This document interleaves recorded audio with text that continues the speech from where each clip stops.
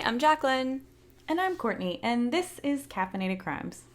Welcome back to a week where we have no true crime updates other than the crime of COVID coming back when we thought we were kind of in the clear, and it's really depressing and we're sad. So, Yeah, sometimes what I do before an episode, if we don't have anything like written down that we've seen throughout the week, I'll go to Twitter, like what's trending, what's news. Sometimes you'll see some things, and it was just all like Delta variant, Delta variant. Are we gonna need masks again? Da da da da. So I'm just gonna say this here, and if this pisses you off, good. I don't know. If you were able to get the vaccine, get the fucking vaccine. Like, quit acting like it's something horrible. It's not. You'll be fine. We're all fine. It won't make you infertile. I know 3-4 people who've gotten pregnant since having the vaccine. One with twins, by the way, just so we can put that out there.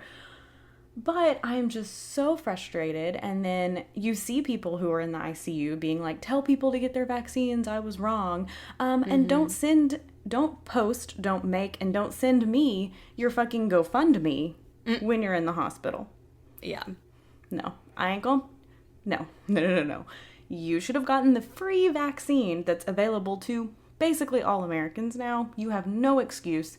Get vaccinated.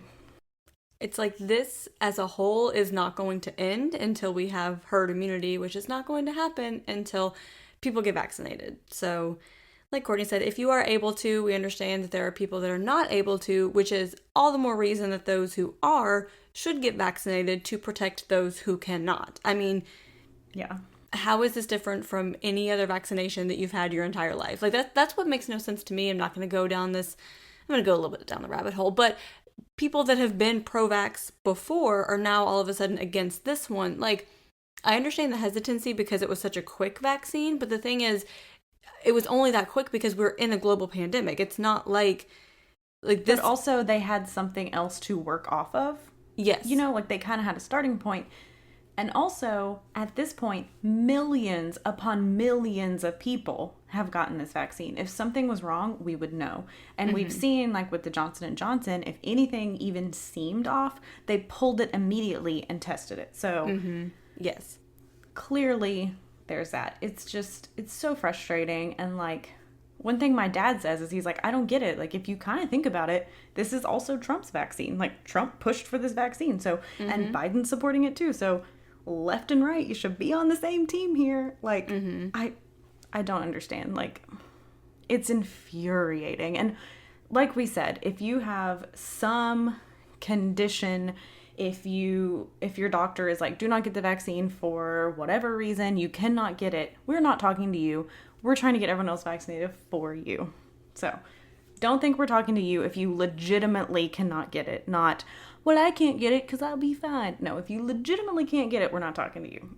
Because that's the thing, is like so many people are like, oh, well, I'm young, healthy, blah, blah, blah. Okay, the person that you pass it on to may not be able to be vaccinated because they are a child under 12 or they have an allergy or some other reason they can't be vaccinated, and then you kill them. So yeah, you were fine. Good job. Congratulations.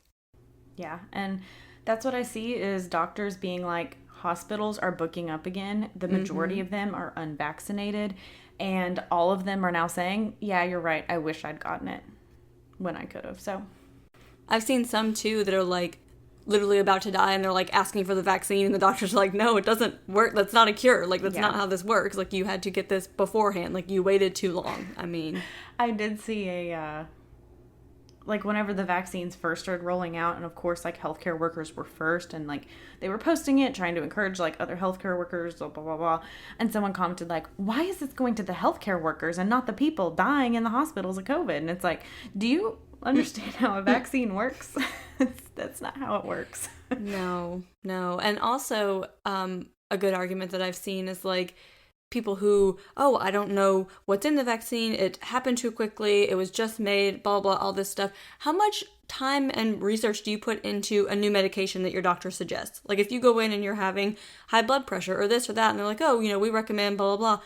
Okay, great. How many of you, like, Google it, and when was this made, and what were the clinical trials for this, and what?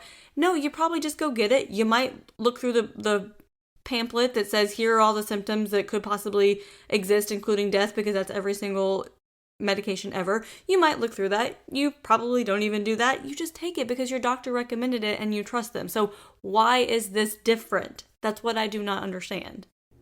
Yeah, it's frustrating. And one, like, videos I saw a lot on TikTok that, like, cracked me up is, like, people would read the ingredients of, like, Easy Mac and stuff like that and be like, oh, all this crazy stuff, right? Okay, well, that's, like, in the box mac and cheese you buy, not the vaccine. Like, yeah. I didn't mean to get on this soapbox. I told Jacqueline we need to fill some air because this is a short episode, and we went on a real rant there. Well, now that we've gotten that out of the way and lost a bunch of listeners, I think we're ready to go. Yeah, I think we're ready. Sorry, guys. I just, put me on my soapbox. I'll preach. So those of you that are still here. I know we're probably preaching to the choir, too. I'm sure most of our listeners, whatever. It's frustrating because I think all of us are ready for this pandemic to be over and to people to stop taking it lightly. And we don't want to lose any more people to what is becoming almost a preventable disease. It's on the track. So it's a little frustrating, but... And if I may, Courtney, I'm sorry, I've seen from a lot of people too that are like, oh, people who are vaccinated are still getting it. Okay, most likely they're not in the ICU. Most likely they're not dying. So yes, people that are vaccinated are still getting COVID, but it's at a much less severity than people who are not vaccinated. I mean, like, you can look at the numbers. Everyone claims every number is fake now, whatever. But, like, you can look at the numbers and see in ICUs right now that it's the majority people who are unvaccinated. So even if you still get it, it's most likely going to be much better. Yeah, that's what they were saying, too, with, like, the vaccine is, like, you still have a chance of getting it, but it's 100% effective against hospitalization and death, which is the important thing. Yeah. Okay, so this episode's a little different. So basically, I heard this story, and I was like, this would make an amazing espressode, which, by the way, guys, today's an espressode, in case you didn't know. It's one of those. So I was like, this will make an amazing story. This is so interesting. Like, oh my gosh, this is so fun. And then things turned a little weird. I like weird. With it. So it's very different than what we usually do, but I'd already put, like, 3.5 hours of research into it, so I wasn't just gonna ditch it. I can't. No. My time is valuable, guys. I'm not gonna ditch it. So basically it's different, and if you like this kind of thing, let us know. I can do more because I enjoy it. I think it's fun. I think it'd be fun to listen to. Kind of reminds me kind of like the Haunted Houses episode where it's like a little different. So hopefully you guys like it. If not, I'm sorry. It's a short one. It'll go fast. I mean, I'm intrigued already, so. So my resources for today is history.com, allthat'sinteresting.com, and cocohistory.org. So Joaquin Murietta was born in northwestern Mexico in Serona. I am so sorry if I pronounced that wrong. I probably did. Anyway, he was born there around 1829. So during the California Gold Rush of 1849, he traveled there pretty quickly, hoping to, get rich, build a new life for his family, this is my shot. So quickly, Joaquin and his wife set up a small residence in the hills, and Joaquin was really hardworking and spent his days mining for gold, and by 1850, he was very successful, but life in California isn't exactly what he imagined it to be. So, as we know, in 1848, the territory was given to the U.S. by Mexico. Well, taken by the U.S. After the Mexican-American War. And so with the discovery of gold, that's when Americans rushed in to try and get in on all the profits. I mean, the San Francisco 49ers, we know it's a big deal. So then the Foreign Miners Tax Law of 1850 basically shut Hispanic people out of the gold rush. So in response, many left the state because it used to be Mexico. You used to be able to live there. You could mine, whatever. And then the U.S. comes in, they take your land, and they're like, hey, we're going to put all these taxes where you're going to basically make no money and make it unable to live here. So Classic U.S. I'm like, that sounds very U.S.-esque-ish, you know. Yeah. Which I think is super interesting that that's not discussed at all. I'd never heard of this. You know, of course I've heard of the gold rush and people rushing out to California to get gold, but never heard about the foreign miners tax law of 1850. That's for sure. Thanks, history books. Courtney, might that be because all of the history books in the United States are whitewashed? Is that possibly why that might be? That's not real. Just kidding. It's very real. It's exactly what it is. Courtney's like, that was sarcasm before anyone writes it. Yeah, please do not write in. Anyway. So, again, U.S. is just literally forcing Native Mexicans out of their land and being like, goodbye, so shoo-shoo. I actually have in my notes another example of how we whitewash history. So, full circle. Okay. No more soapboxes for today, hopefully. No more soapboxes for today. No guarantees. I don't know. I'm feeling feisty today. I had a whole beer. It's been a long time since that happened, so I'm ready. Yeah, I just had coffee, so I'm like, woo, I'm ready. So, the American miners resented the competition, so, like Americans do, they banded together to harass and drive the remaining Native Mexicans out of the land. Because that's what you do. Mm-hmm. So, one day, American miners came to Joaquin's house and demanded he hand over his mining claim. So, I guess you would have a claim on the land to mine it. And they're like, give it to us. And he's like, no, I'm not giving you this. This is mine. Please go on. But they did not go on. They then tied him up and forced him to watch as the men brutally raped his wife and left her to die of her injuries. So, after his wife's death, Joaquin quit the mining and became a card dealer. Unfortunately, he was again a victim of prejudice, so he'd borrowed a horse from his half-brother, and on his way back, a mob stopped him and insisted that that horse was stolen. So they whipped him until he told them where he got the house, and they went back to his half-brother's house, dragged him outside, and lynched him on the spot. So, Things were going great. Yeah. Things were going great in Joaquin's life, clearly. So after this lynching, Joaquin was pissed, for obvious reason, and he decided that he'd had enough. He wanted justice, not just for himself, but for all the other Mexicans being mistreated in California, and he was ready for some vigilante justice. Oh, so man. Like, I'm not going to take this laying down. We like some vigilante justice around here. We do. So over the next few weeks, the Americans who had been in the mob were just turning up dead and mutilated. Out of nowhere. How strange. How did that happen? Yeah. So Joaquin is starting to get his revenge just one by one. And Joaquin was also ready to find gold, but this time he wasn't going to be the one doing the digging. He's like, no. So Joaquin assembled a gang of like-minded people, and they started targeting all the American miners. So they'd pull them off their horses, murder them, and steal their gold. I mean, that's one way to do it. It's a lot less work, I feel like. Yeah. I mean, a lot more high stakes, but less physical labor. Yeah, that is true. Also, a side note, I just have to say, I wish this was a video podcast so you guys could see, like, Courtney's animation as she tells this story, because I'm just really, like, disappointed that I'm the only one who gets to witness this, because, like, she is really in animated. This. We have hand movements, we have facial expressions, she is, like, telling this story with her whole being, and I just wish you guys could experience that as well.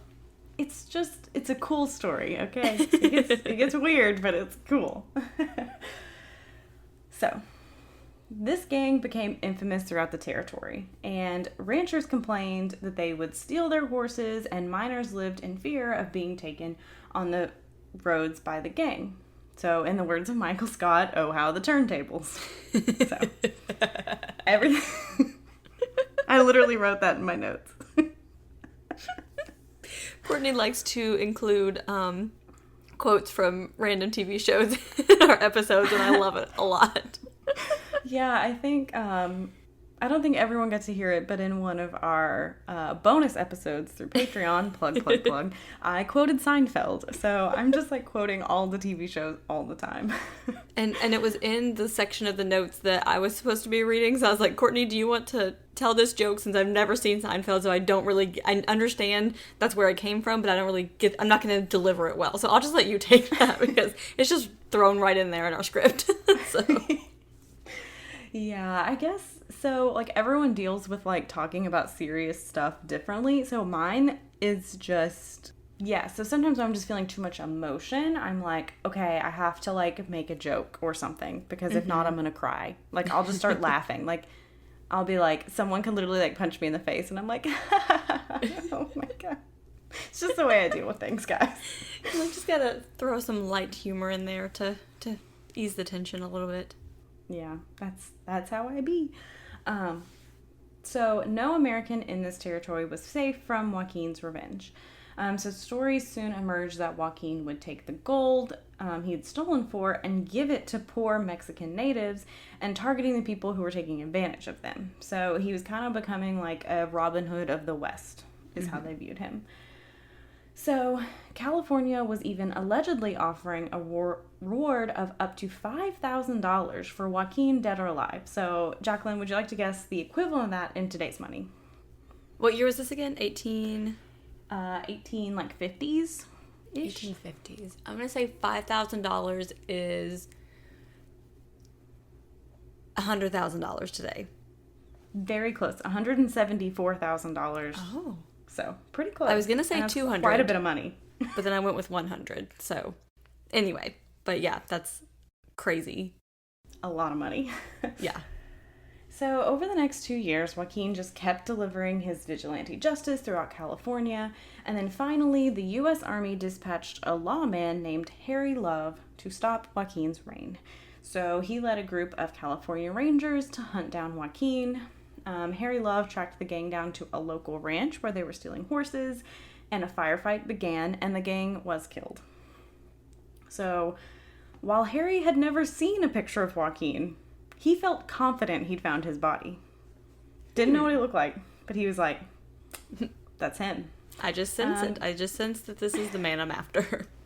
Yeah, and he'd also identified a fellow member of the gang who was known as Three-Finger Jack, because during the Mexican-American War, he'd had 2 of his fingers blown off of his hand. So they're very creative with that name. Mm-hmm. Yeah, it's a very fitting nickname. Yeah. So Harry and the Rangers took the heads of Joaquin and Three-Finger Jack, and they also took Three-Finger Jack's hand. Because I guess they were like, we got to take the hand. We got to prove it was him. I mean, clearly. Yeah, so they brought them to San Francisco. So Jack's head was too decomposed, so they discarded it. But Joaquin's head was preserved in a jar. And they even started charging people $1 to see it. So that would be the equivalent of $34, basically $35 today, which is a lot of money to just see somebody's head. Yeah. I'm going to say. I wouldn't pay that today. Are you sure, Courtney? I feel like it depends on the person's head. You're right. I probably would pay $35. Isn't that what a museum is? You're just paying to see people's dead bodies, basically. Right, pretty much. So, this head was later lost in an earthquake. But the legend of Joaquin... I'm sorry. Right? I'm just... Guys, here's I'm his telling head. you, this story's crazy. In a jar, just like sitting on the counter, and then everything's shaking, and it just topples off and rolls away. We lost his head. I just hate when I lose my head in a jar. It's kind of like, okay, I don't actually know if this is true or like an urban legend, but isn't it that they lost John F. Kennedy's brain? Like during the autopsy, they like lost his brain. So I'm like, how do you lose that? And I'm like, this earthquake, did the earth just open up and then close back? Like, okay, give me that head. Yeah, crazy. So, the legend of Joaquin did live on as a symbol for resistance against oppression and injustice for the people of the region. I mean, again, like, definition of a vigilante, you know, these people being oppressed, whatever. So, we don't really know too much about Joaquin. So, we know for sure he was born in Mexico, and he came to California to search for gold. But after that, it gets a little folklory, what I just told you. So this is 1850s. It's hard to have written document. So a lot of people say he for sure did join a gang, but some thought it wasn't because he wanted to be a vigilante. It's just because he was greedy and wanted to get money and gold without digging for it. I feel like that happens a lot. Like, people want to, like, turn things into, like, a better story of, oh, here's this person who was, you know, doing bad to do good kind of thing. And then it's like, oh, actually, that's not what happened. Yeah. And a lot of people were thinking that he did just follow along with whatever his brother-in-law was doing. Like, oh, my brother-in-law joined a gang, I'll follow him. Whatever. And his criminal career was likely short. And there's also dispute over whether Harry Love actually killed Joaquin. Again, he'd never seen him, so how can you be for sure? But dead or not, Joaquin Murietta disappeared from the record after his alleged death in 1853. So some speculate he just moved to Mexico and lived a quiet life. So again, a lot of stuff. As far as written record goes, there's no official written record of his wife dying, of the whippings, or losing any gold mine claims. So see, this is what happened is I researched it and I was like, this is an incredible story. And then I researched it more and everything was like, well, we don't know if that's true, if it's just folklore. So it's like, well, fuck, but I'm already this deep in. Courtney's like, here's a great story. May or may not have happened, but still a good story. We're going to keep going. I'm not done yet. Don't worry. Oh, okay, okay. Anyway, written record then, it was not very well. So it's like, we can't prove that this happened, but we can't prove it didn't happen either. So it's like, I mean, his head was lost in an earthquake. Who knows what else was lost? That is true. Also, many say, like, women and rape were uncommon and would have been reported back then. But I'm like, I don't really believe this is true. No. And again, especially, it was Joaquin and his wife who were Native Mexicans on the land who were already oppressed. I don't think this would have been reported or even talked about. I mean, history is whitewashed. Even today, people get, like, shunned into silence about rape. So, I don't think it was uncommon back then, personally. And I feel like then, too, there was the whole, like, oh, this isn't a crime. Like, it wasn't as, you know, and especially with, like, oh, like, spousal rape, like, wasn't even a crime until, like, the fucking 80s or some crazy shit like that. But, like, that aside, just, oh, well, this is mine. I am a man. I have power in this relationship. I can take what I want, and that's not illegal. You know, I feel like that was kind of the... So, yeah, I definitely don't doubt that it wasn't reported. And, like, even today, in oppressed communities, like, you don't really report... I mean, look at Bill Cosby. We've talked about Bill Cosby. I mean, look at that. It's a person in a position of power. Or Harvey Weinstein. Like, all these people who are in this position of power, and, like, women who don't want to come forward because it's, like... Not that it's not worth it, but it's so hard. Yeah. So, I just thought that was weird that somebody said that. But there was also a report that Joaquin notoriously killed both white people and those in the Chinese community. So, there was even a report that the Chinese community in San Francisco allegedly raised $1,000 to thank Harry Love for killing Joaquin. Because they were like... This dude just keeps killing us for no reason. Thank you. Again, weird. It's all weird. So most of what we know about Joaquin comes from an 1854 book titled The Life and Adventures of Joaquin Murietta, the Celebrated California Bandit by John Roland Ridge. So, many think the real Joaquin was more of a violent criminal than a hero, like we've said. Vigilantes really toe that line, though. Like, you can be a vigilante and have, like, dual motives. Like, I'm sick of being oppressed, but also I kind of just want to commit some crime. Like, yeah, definitely.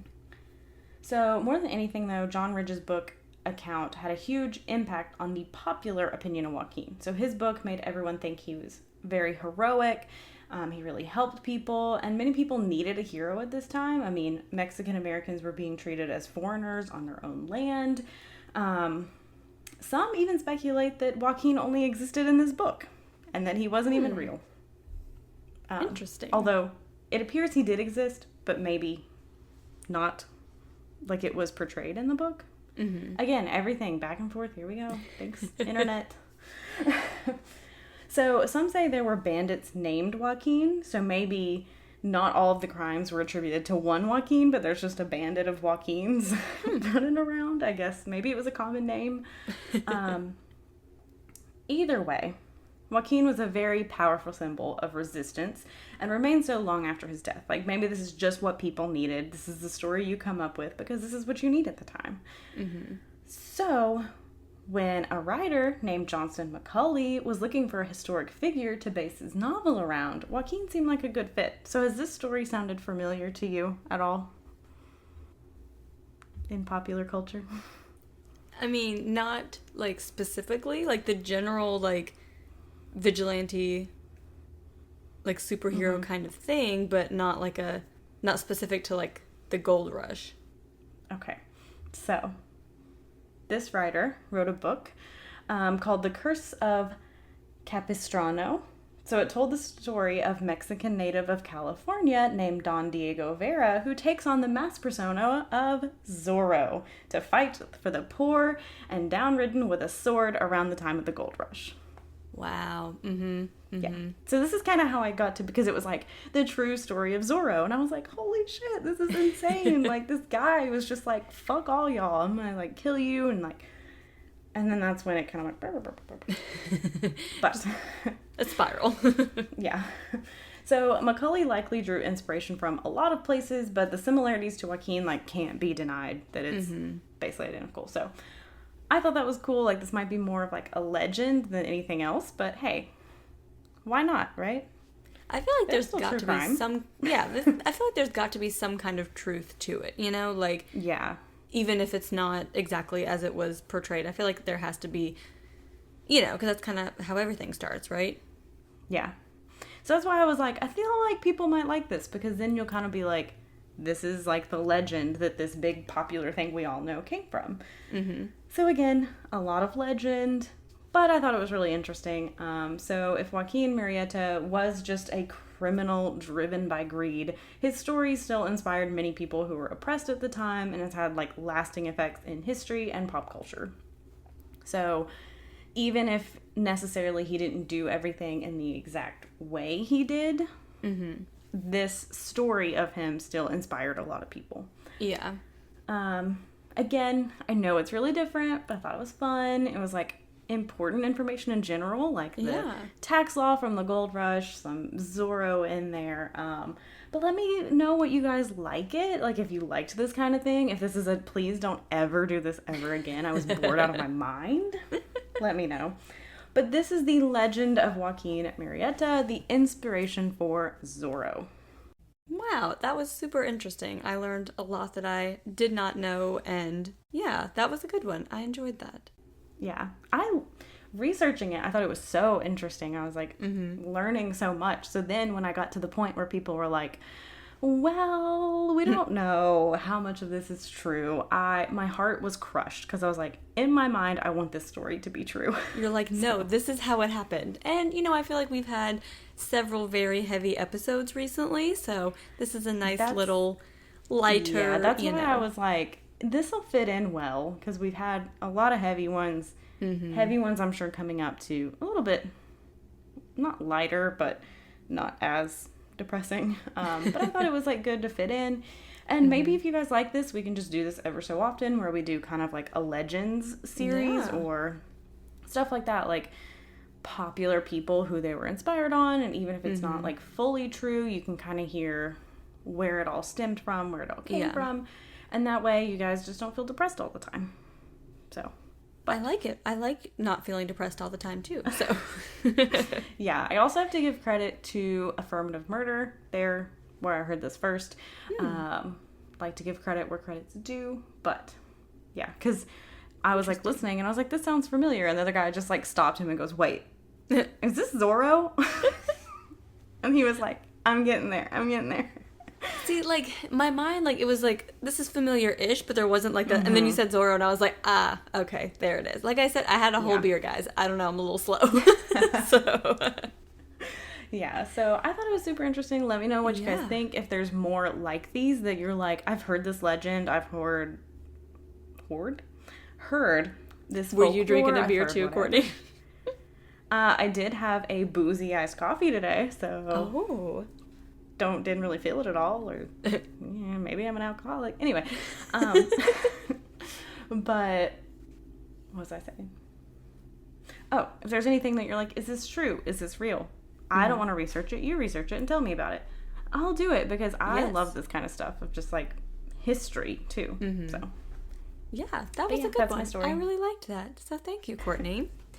Courtney, what is your perk of the week? Okay, so my perk of the week is something that I've been thinking about doing for a really long time, and then I just wasn't in the mood yet. I needed to get in the mood for it. And so my perk of the week is I have officially started my One Tree Hill rewatch. Oh, very nice. I have not watched One Tree Hill in easily 7 to 8 years all the way through. Like, I watched it maybe sophomore year of college was my last like watch through. It was still on Netflix back then, which feels like forever ago. So it's been a long time, and with their podcast Drama Queens, I was kind of feeling inspired. But after my Gilmore Girls rewatch, I kind of went into just like a podcast only mood, and now I'm kind of back to, okay, I'm ready for like a little bit of TV, not just podcasts. So I started that and watched a bunch of episodes yesterday while I was working, because it just helps me get through my day. But yeah, so that is my perk of the week, is I'm going to be all up in some Tree Hill. How far into your rewatch are you now? Think I'm like halfway through episode 7. Okay. I also started rewatching when the podcast came out, and I'm like early season 2, like maybe like 3 episodes into season 2. So it is very nice and nostalgic, and definitely makes me miss Wilmington, which Andrew and I lived close to for 7 years. So it's kind of like, I guess just nostalgic is the only word for that. But like seeing all the scenes and everything, and I'm like, oh, like I love that little town, and hopefully Andrew and I are going there soon, depending on this whole COVID Delta thing, which we were going to only be outside anyway, but we'll see how that kind of goes in the next few weeks. But anyway, sorry, didn't mean to take over your perk of the week. No, you're good. I was thinking while watching it, the first few episodes are just so cheesy. Oh, like, yeah. I forgot. Again, it's been a long time. So I'm remembering like peak One Tree Hill. You know what I mean? Like, I'm remembering that part, which is still super cheesy, super outlandish storylines, but I'm remembering more. Yeah, very over the top things, but I'm not remembering these like first episodes where I'm like, oh man, some of this is cringy. And they talk about that in the podcast too, and it's kind of fun to hear their stories behind everything. So that kind of inspired it. But yeah, so I'm just kind of watching that whenever I get caught up on my podcast for the day. I just turn it on, and I work better sometimes because then I don't just scroll Instagram for 30 minutes. I hope my boss isn't listening. It's not me, it's someone else. If in a couple of weeks Courtney is really plugging Patreon, it's because she got fired and she really needs that Patreon money right now, guys. Oh, they can't fire me. Anyway, I mean, they can, but they shouldn't. Anyway, they won't. Anyway, Jacqueline, what is your perk of the week? So my perk of the week is I've finally been getting back into running since being pregnant, having a baby, all that fun stuff that, wreaks havoc on your body, apparently. It's crazy. So we do live in a different area now from the last time that I was running regularly. So I'm in a smaller neighborhood, don't really have like sidewalks and stuff. So it's super boring just running laps over and over through my neighborhood. But there's a park that's like 5 minutes, like a 5-minute drive away, and they have like 3.5 miles of like nice trails and like different, like it's not just like a boring track that looks the same. Like it's, there's like going through marshes and the woods, and there's like a little bridge, and it's super cool. So Millie and I went for a walk this week just to kind of check out the area, and it's really nice. So I haven't gone to run it yet, but I definitely plan on doing that soon, and definitely am looking forward to my next run a lot more than just running loops around my neighborhood like 6 times. So that is my perk of the week. Yeah, we we did a few laps and it got a little boring. Yeah. It's like, oh, I saw this house. I've seen, okay, yep, that's enough of that. Mm-hmm. I haven't been running as much as I have been, mostly because it is hotter than fucking hell right now. Yes. And I'm not great at getting up in the morning early. It's not my jam, guys. It's just not. So usually when I get off work and could go, it's like 95 degrees, feels in the hundreds, and I'm like, I'll do a different workout. So going on vacation soon, I'm hoping I'll be getting up, you know, around the time I normally would when I don't have to be clocking in for work. I can just take a quick lap really quick. Yeah, there you go. So hopefully once the weather cools down, I'll get back into that. But it's been so hot, even at like 8 a.m. It's so hot. So humid. Air quality has been horrible too. So.